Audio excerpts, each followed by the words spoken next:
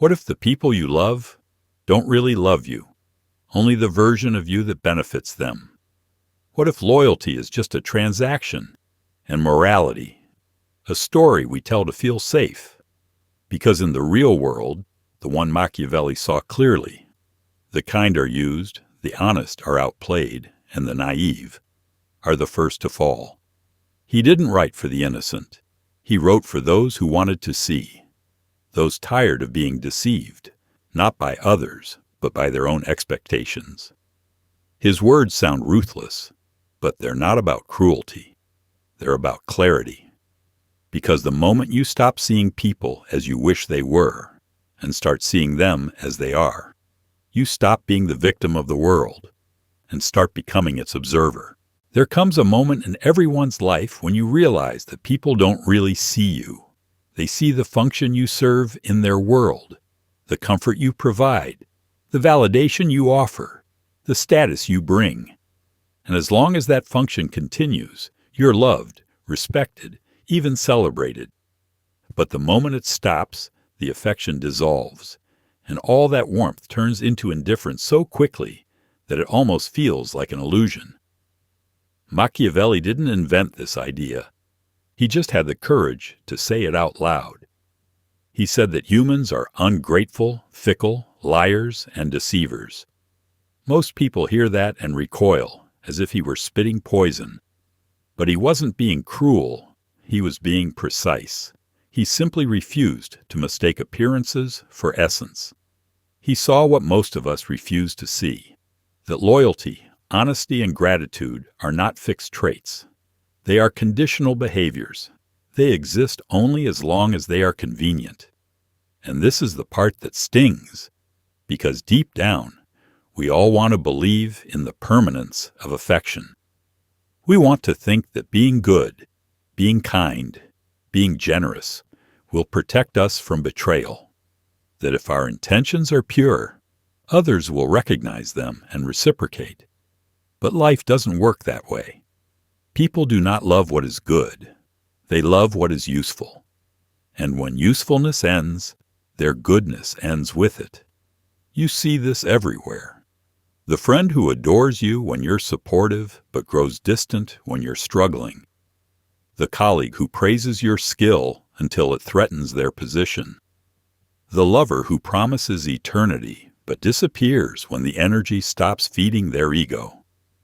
This isn't evil, it's simply human. People are loyal to their needs, not to your nature. And yet, once you accept this truth, something strange happens.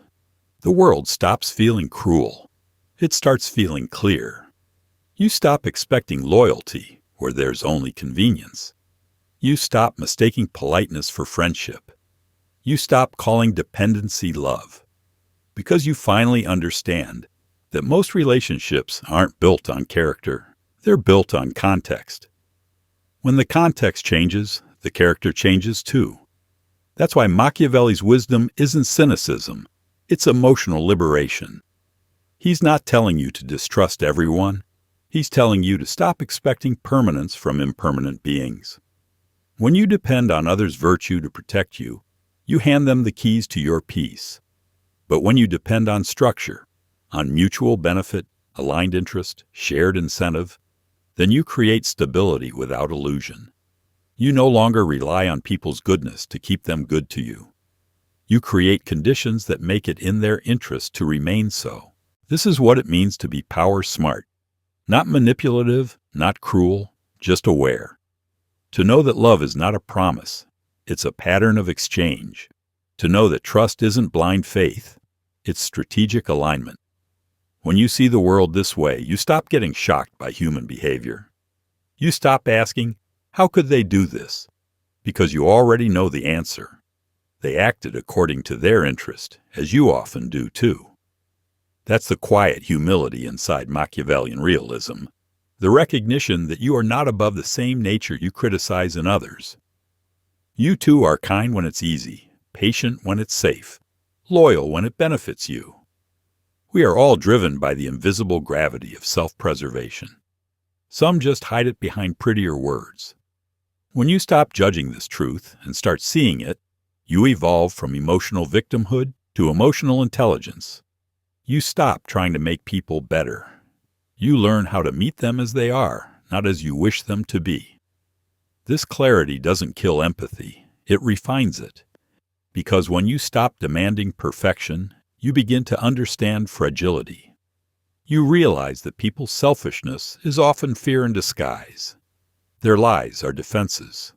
Their betrayals are acts of survival. When you stop personalizing it, you can finally observe it. You can still love, but now you love with awareness. You can still trust, but now you trust with understanding. You become kind without being blind. Machiavelli's realism isn't a call to close your heart. It's a call to see with open eyes, to recognize that love, friendship, loyalty, all of them are real, but temporary, and that's what makes them beautiful. Their impermanence doesn't devalue them. It makes them human. But if you want to survive in that flux, you can't cling to appearances. You have to build your peace on something stronger than promises, on discernment. You have to stop confusing emotional chemistry with moral certainty. You have to know the difference between people who like you and people who need you. Once you see through appearances, something profound happens inside you. Your dependency collapses. You stop chasing validation because you see how fragile it is. You stop begging for loyalty because you understand its conditions. You stop making other people's consistency the measure of your worth. You start living from the inside out, not the outside in. And here lies the true essence of Machiavellian clarity. It's not ruthlessness. It's emotional sovereignty. It's the refusal to be hypnotized by social masks. It's the ability to look at the world's hypocrisy without bitterness, to play in it without losing your integrity. It's realizing that awareness is not cold, it's protective. That distance is not cruelty, it's dignity. When you internalize this, you stop oscillating between trust and disappointment. You understand that no one truly betrays you. They simply reveal their priorities. You stop taking that personally. You start responding with composure instead of collapse. You stop trying to control how others act and focus on how you position yourself. You stop seeking permanence in others and start creating structure within yourself. Principles, boundaries, leverage, clarity. People may still come and go. They may still praise and then vanish, promise and then break. But they will no longer have the power to destabilize you, because you will no longer expect the illusion of constancy in a world that runs on impermanence. You will interact, connect, love, but without delusion. You'll stop needing others to be flawless in order for you to stay peaceful. That's the true liberation hidden inside Machiavelli's most misunderstood words. Never trust appearances is not advice for the paranoid. It's guidance for the awake. It's what happens when you stop reading faces and start reading patterns. When you stop trying to be liked and start choosing to be clear. When you stop measuring people by what they say and start observing what they repeat. At first, this awareness feels lonely. You'll look around and see the world still clinging to pretty illusions. People mistaking flattery for friendship or promises for truth. You'll see how much of human interaction is performance. But then slowly, that loneliness becomes peace. Because now you are free. Free from expectation. Free from dependence. Free from the false comfort of appearances. And perhaps that is the quiet genius of Machiavelli's darkness. It wasn't darkness at all. It was a light so bright that it blinded the naive. He didn't teach cruelty. He taught clarity. He didn't tell you to stop loving. He told you to stop sleeping. Because once you wake up, you finally understand. People may love you today and leave you tomorrow, but truth, awareness, and self-possession will never abandon you. And that's the kind of power no illusion can touch. There's a strange cruelty in mercy. Not the mercy that forgives, but the kind that hesitates. the kind that wounds softly, hoping to hurt just enough to make a point, but not enough to destroy. That half measure of harm, that's what Machiavelli warned against. Do not do your enemies a small injury, he wrote, because small injuries don't end wars. They feed them. A half wound doesn't heal, it festers. And those who are spared remember. At first, this sounds brutal, like a command from a heart without empathy. But Machiavelli wasn't talking about blood. He was talking about psychology, about the way human pride works, about how ego turns even the smallest slight into a lifelong obsession. Hurt a person just a little, and you give them time to gather strength, to wait, to plan, to strike back. End the conflict cleanly, and you remove their hope for revenge. Most people don't realize how much chaos is born from half decisions, how much suffering comes not from cruelty, but from hesitation. We tell ourselves we're being kind, when really, we're just afraid of being decisive. We don't want to burn bridges, so we leave them half standing, and then wonder why our enemies keep crossing them. We say we're avoiding conflict, when really we're inviting it to return. Machiavelli's lesson is not a call to violence. It's a lesson in finality. If you must end something, end it completely. Whether it's a toxic relationship, a draining partnership, a manipulative friend, don't try to wound lightly. Don't send messages. Don't make subtle points. Finish it with clarity, not with anger, but with firmness. Because if you leave the door half open, resentment will crawl back through it. You see, the human mind can forgive big things faster than it forgives small ones. A betrayal so large it destroys everything becomes history. But a slight so small it leaves you breathing becomes memory. People replay minor humiliations forever. They nurse them in silence, feeding them until the anger becomes identity. When you hurt someone halfway, you don't end the story. You give them a sequel. And that's why the strong act decisively. They know that mercy without boundaries breeds monsters. That hesitation often looks noble, but it's really fear wearing a mask of compassion. The wise don't strike out of rage. They strike out of necessity. They don't fight to dominate. They fight to end the uncertainty. Because indecision is the real cruelty. It keeps everyone trapped in limbo. This principle doesn't just apply to enemies. It applies to your own weaknesses, the habits, addictions, and fears that drain you. If you attack them softly, they'll come back stronger. If you tell yourself you'll cut back or ease away, you're already negotiating your downfall. You can't half quit your vices. You can't half leave your past. You can't half burn your bridges to who you used to be. You must destroy the option of returning. Because as long as you leave the door cracked open, your past self will walk right back through it. That's what Machiavelli was trying to teach, not how to be ruthless toward others, but how to be ruthless toward indecision. To understand that if you want to evolve, you can't just move on, you have to close completely. Every soft ending is an invitation to relapse. Every small injury is a seed for future war. Look around your life. How many situations have you kind of ended? How many people have you sort of let go? How many old patterns have you mostly stopped? That's where your energy leaks. Because the unfinished is what haunts us. It lingers in the background, whispering doubts, demanding closure. And closure never comes from hoping time will fix it. It comes from doing what you were too gentle to do the first time. Sometimes, the only way to truly be kind is to be firm. The only way to move on is to make it irreversible. Half measures only keep the wound open and everyone bleeding. The world doesn't respect uncertainty. The universe itself rewards finality. Nature doesn't hesitate. When the storm comes, it doesn't apologize. When the fire burns, it doesn't explain. When winter arrives, it doesn't negotiate with autumn. The cycle completes itself because hesitation is death.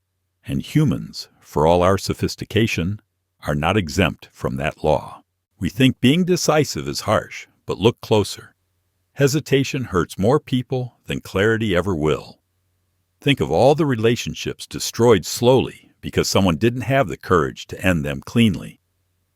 Think of all the dreams that died because someone almost committed. Think of all the peace lost because someone didn't want to seem mean. Weakness disguised as virtue is one of the cruelest forces in the world. That's what Machiavelli understood. A clean cut heals faster than a hesitant one.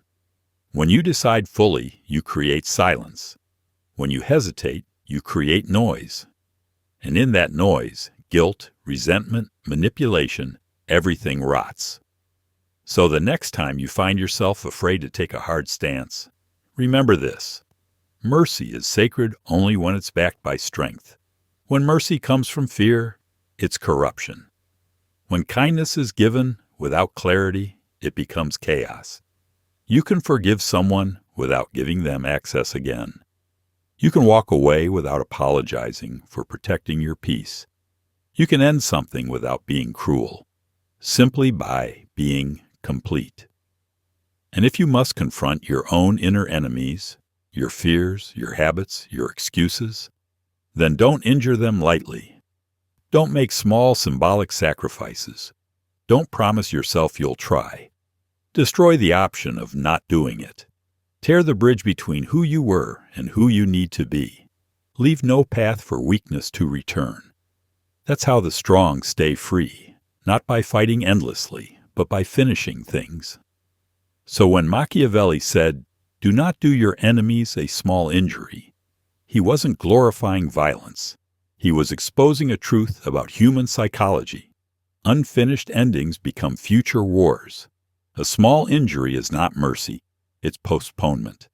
A partial truth is not honesty. It's delay. A half decision is not kindness. It's self-deception. In the end, there's only one kind of peace that lasts. The kind born from finality. The peace that comes when you've said what had to be said, done what had to be done, and accepted that some bridges aren't meant to survive the journey. And when you reach that point, when you stop apologizing for closure and start embracing it, you begin to understand the quiet power Machiavelli was really talking about. Not the power to destroy others, but the power to end cycles, to remove ambiguity, to make space for truth. Because sometimes the most merciful thing you can do is to end what keeps everyone bleeding. The world doesn't reward truth. It rewards the appearance of truth. That's the uncomfortable wisdom Machiavelli whispered centuries ago, the one people still refuse to hear. He said, "It is not necessary for a prince to have all the good qualities, but it is necessary to appear to have them." It sounds deceitful, but only because we prefer beautiful lies to ugly clarity. In theory, society claims to value goodness. In reality, it values perception. People don't look for truth. They look for confirmation, for performance, for the illusion of virtue. They want a hero to worship, not a mirror to confront. So we grow up believing that authenticity will protect us, that transparency will earn us trust. But Machiavelli saw the darker symmetry. The world doesn't see what you are. It sees what you present. It's not that the world hates honesty. It's just that honesty without strategy looks like weakness. If your truth offends the collective illusion, you become the villain in someone else's morality play. And those who can't control perception are devoured by those who can. Machiavelli understood this not as manipulation, but as self-defense. He wasn't telling you to lie. He was telling you to survive. Because the moment you step into society, you enter a stage, and the play has already begun. Everyone is acting. Some know it, others don't. The mask isn't deceit, it's armor. Look at history. The pure idealists who tried to live unmasked were crucified, exiled, or silenced. The world loves virtue, but hates its cost. It admires moral clarity only when it's convenient. So if you want to navigate this paradox, you have to master the art of duality, to appear virtuous while remaining capable of necessity. It's not hypocrisy, it's evolution. The ability to hold light and shadow at once, to smile when required, even when you see the lie, to act graceful in chaos, even when you understand the game, to project calm, not because you feel it, but because the moment demands it. This is not about faking morality. It's about understanding performance as part of morality. Because truth without timing is sabotage. Honesty without discernment is self-destruction. And virtue without strength is an open invitation for exploitation. How many times have you told the truth and watched it be twisted against you? How many times have you chosen honesty and found yourself isolated, not celebrated? You see, people don't want truth. They want comfort dressed as truth. They want you to be real, as long as your reality doesn't threaten theirs. So, what does it mean to appear virtuous? It means learning the language of perception without losing the substance of truth. It means understanding how to move among illusions without becoming one. It means becoming strategically transparent, showing just enough to build trust, concealing enough to maintain power. Because power without mystery dies in exposure, and goodness without strategy dies in use. The self-aware person understands this dance deeply. They don't perform to deceive, they perform to protect. They wear the mask consciously, and are not out of fear, but out of mastery. They can step into the social theater, play the part, and still return to themselves uncorrupted. That's the difference between manipulation and intelligence. The manipulator fakes virtue to control others. The self-aware projects virtue to preserve peace while keeping control of themselves. One is illusion without depth. The other is depth hidden within illusion. But to walk this path, you must know your own shadow. Because the danger isn't in wearing a mask. The danger is in forgetting you're wearing one. That's how people lose themselves. They confuse their social performance with their soul. They become addicted to applause, obsessed with being seen as good, trapped in the prison of their own image. Machiavelli's warning cuts here. The mask must serve you, not own you. The moment you start believing your own performance, you've lost awareness. You've become one of them, a puppet performing for the crowd, mistaking perception for existence. So the task isn't to throw away the mask. It's to master the art of removing it internally while wearing it externally. You can smile and still see clearly. You can flatter and still remain detached. You can appear to yield, even as you hold the deeper command. The truly wise understand that reality has two layers, the visible and the invisible. The visible is perception, image, reputation, language, appearance. The invisible is motive, intention, awareness, truth. Both must coexist, one to survive in the world, the other to survive yourself. If you only live in the invisible, you'll be misunderstood, exiled, ignored. If you only live in the visible, you'll be hollow, controlled, lost. Machiavelli's brilliance was in marrying the two. Image as a tool, truth as a compass. He was right. Purity is dangerous in an impure world. Because when you walk in light alone, you blind yourself to the shadows around you. And those who see your blindness will use it. They will praise your virtue as they sharpen their knives behind it. So learn to see the game for what it is. Learn the social currents, the masks, the flattery, the false smiles. Not to imitate them, but to navigate them. Learn to appear virtuous. Not because you've sold your soul, but because you've learned that your soul doesn't need to be on display to exist. Let others waste themselves trying to look pure. You'll be too busy being effective. Let them chase the illusion of moral superiority. You'll chase results that make a difference. Because when the time comes to act, it's not your image that matters, it's your ability. That's why Machiavelli said, act when necessary, Not when it's easy, not when it's applauded, but when the moment calls for it. There will be times when morality and survival won't align, when doing the right thing will cost you your place, your peace, your future.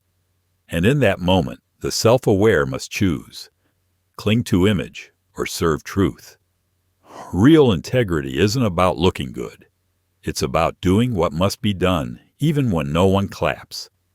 It's about understanding that sometimes the kindest thing you can do for the world is not to stay pure, but to stay powerful. Because powerless goodness helps no one. To appear virtuous is strategy. To act when necessary is wisdom. To know the difference, that's enlightenment. So stop apologizing for being both light and shadow. Stop trying to live in permanent transparency in a world built on illusion. Wear the mask consciously.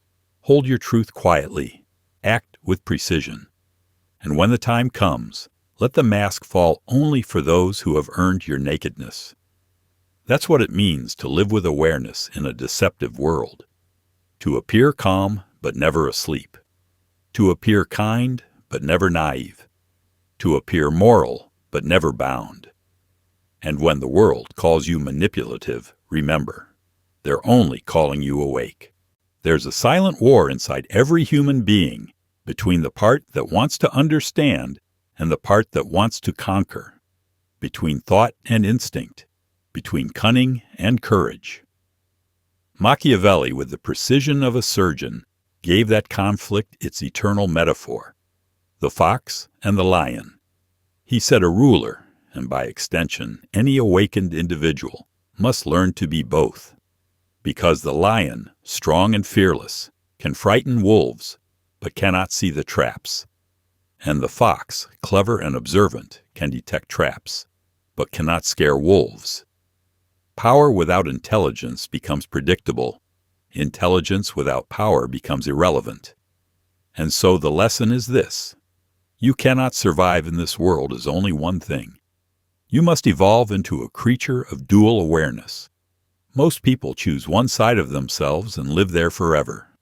The lions, loud, proud, all force and fury, they roar to feel alive. They rely on dominance, on presence, on intimidation. But because they never question their own impulses, they often fall into traps they didn't even know existed. And the foxes, subtle, clever, invisible, they navigate the shadows, outthinking everyone, but paralyzed by caution. They see all the traps and still end up trapped in their fear of acting. Both lose. One dies by arrogance. The other dies by hesitation. Machiavelli's wisdom wasn't about balance. It was about integration. The true leader, the true self-aware individual, is both. Strong enough to act, wise enough to wait, brave enough to fight, clever enough to know when not to. He saw that survival in a deceptive world requires the flexibility to shift forms, because the world changes faster than principles do. And the one who refuses to adapt, no matter how righteous, will eventually become prey to their own consistency. Look at life. It constantly demands shape-shifting. You cannot speak to everyone the same way. You cannot solve every problem with force. You cannot keep every promise when the game itself changes. The wise don't cling to an identity. They use identity as a tool. They become what the situation requires, not what ego insists. That's what Machiavelli meant. Learn to be both. Learn to think like the fox. See motives, patterns, traps, illusions. Learn to stand like the lion. Hold your ground. Embody presence. Draw lines that cannot be crossed. Because cunning without presence is wasted intelligence, and strength without strategy is noise. But here's the hard truth. Most people fear becoming both. They'd rather stay one, the thinker or the fighter, the observer or the doer, because duality demands constant awareness. It demands emotional precision. It forces you to live without certainty, to exist between light and shadow, instinct and reflection. It's easier to say, I'm not like that, than to admit, that too is in me.